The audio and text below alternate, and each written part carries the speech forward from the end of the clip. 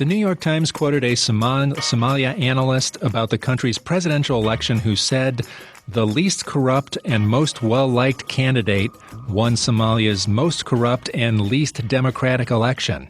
We're going to talk about the new president in Somalia with Pro.Samatar, professor of international studies at Macalester College in St. Paul, Minnesota. Thanks a lot for joining us again, Ahmed. Thank you, Jerome.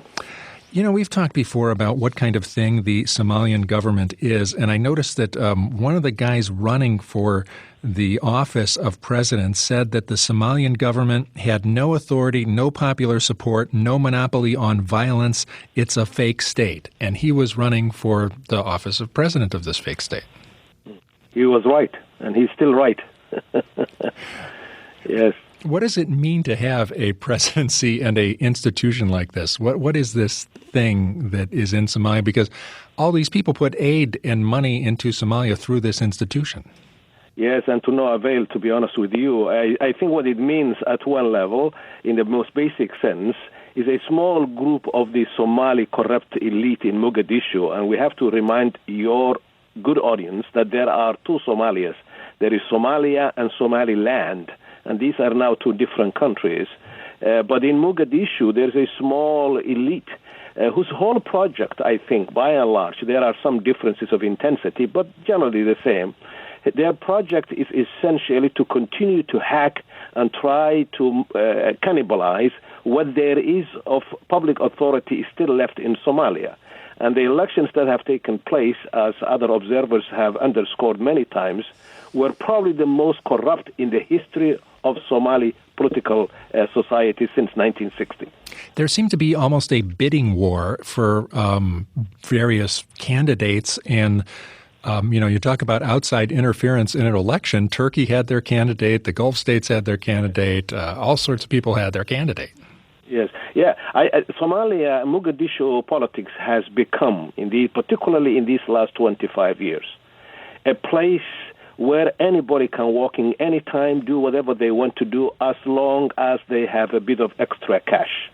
And that is to a certain extent what we were watching, whether it is Qatar, the small country, really a very small place in the Middle East, but with a lot of excess cash, United Arab Emirates, the Turks, who are now deep, their hands are deep into Somalia, and many others, the Ethiopians on the other side, the Kenyans on the other side. Many of these societies now involved in this to have their own person in there. And therefore, Somali politics in Mogadishu becomes a kind of a flea market. Whoever has the extra cash can buy their way. Now, the gentleman who won the presidential contest, he is Mohammed Abdullahi Mohammed. He's a former prime minister, and apparently he had done some good things while prime minister, tried to straighten out some things, and was thought to be the least corrupt candidate. Is there a frustration even among the corrupt elite for a little less corruption?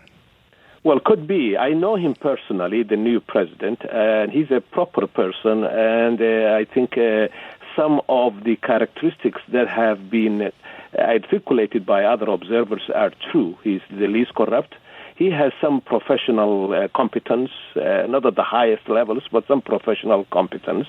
And the time, very short time, barely a year or so when he was prime minister, there was an immediate confrontation with the president at that time over the issue of paying the salaries of soldiers and policemen and some of the civil service.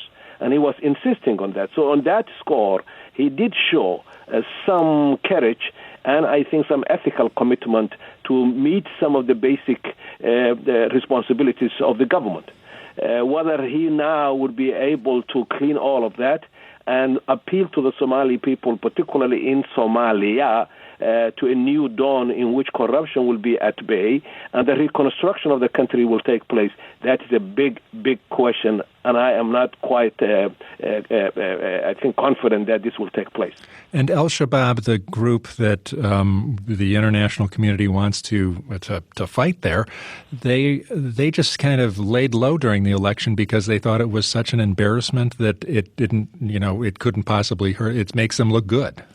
Oh, yes, they're laughing, and they have been laughing because for a long time, despite their cruel tactics, and bloody approach to politics in Mogadishu and in Somalia. Al-Shabaab has always made the argument that they were highly ethical. They were driven by a particular kind of a puritanical Islam, which was bent on cleansing the country. And for them to be watching the most corrupt political machinations taking place in Mogadishu since the independence of the country in 1960, that is a nice gift to them, because they will continue to make that argument. And I will not be surprised that if they will start their new initiatives in the very near future on this. I'm talking with Pro.Samatar, professor of international studies at Macalester College in St. Paul, Minnesota. We've been talking about the presidential election, or contest as it is, in Somalia. And I wanted to ask you a few questions about the immigration and travel ban, which included Somalia. And you're up there in St. Paul, Minnesota, the epicenter of Somali Americans. What are people thinking and saying about this thing? Yeah, Jerome, before I say that, just one more quick statement on what we have been talking about. There are elections coming in Somaliland in October, 10th of October. And these are elections that will be voted, will be done so that the new president will be elected. And these elections will take across one person, one vote, across the breadth and width of Somaliland. That's dramatically different than the congregation that took place in Mogadishu among 275 members of parliament selected by tribal communities, and then trying to fight over who's going to be the president. So I will urge American journalists like yourself to watch for those elections coming in Somaliland, national elections in October of this year.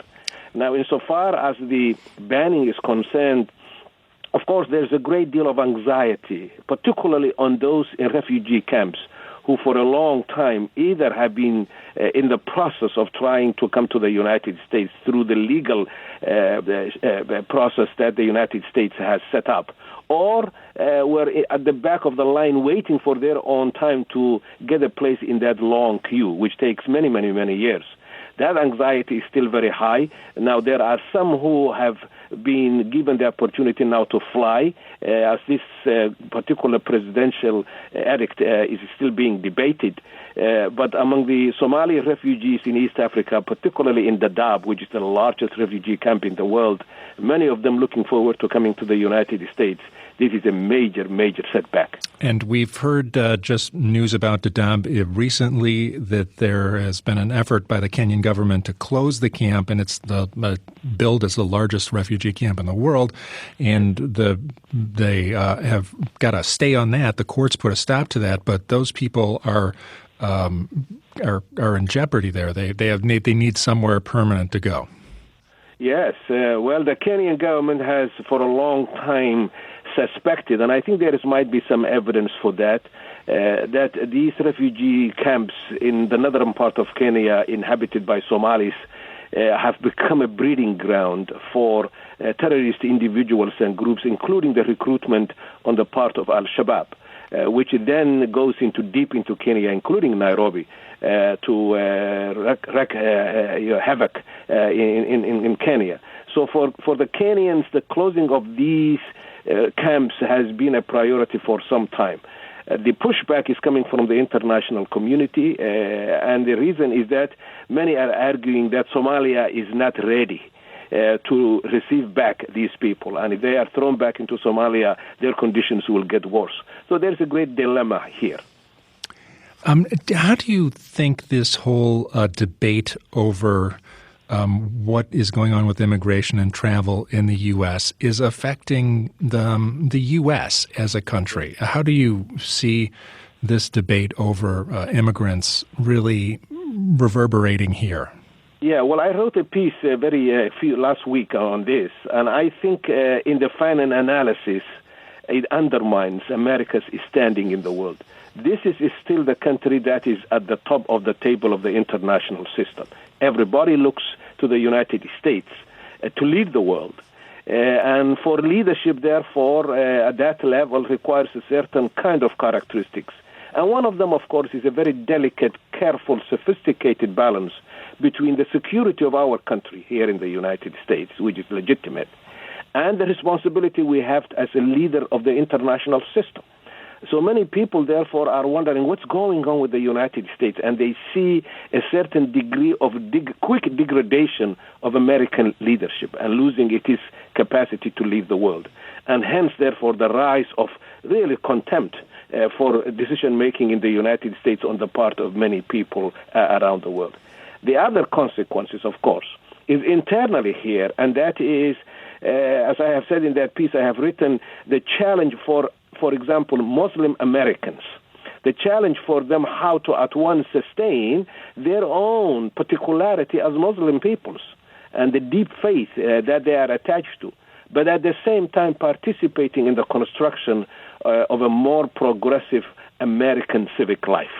That's the challenge and the conversation that needs to take place right here in the United States. And in fact, we're going to have that debate and discussion at Macalester College mid-next week.